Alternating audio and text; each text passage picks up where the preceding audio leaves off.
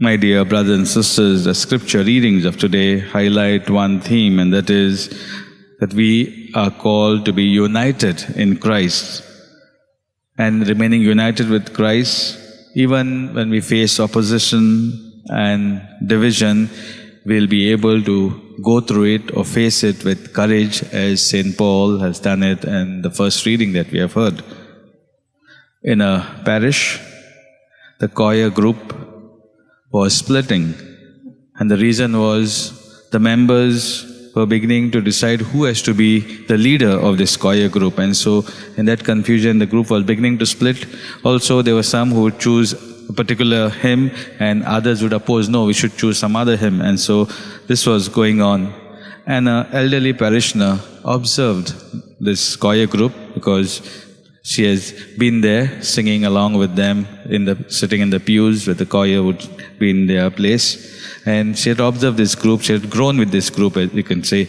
And so she went to this group and said, "You are here to praise God, not to settle your own scores or your ego."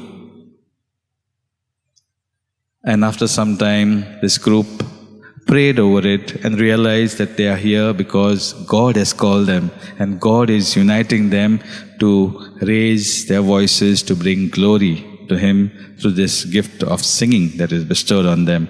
And so they were able to set aside their ego and focus on praising God.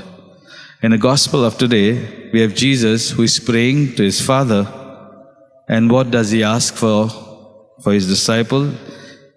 He doesn't pray for success, doesn't pray for recognition, doesn't pray for power, but He prays that all may be one.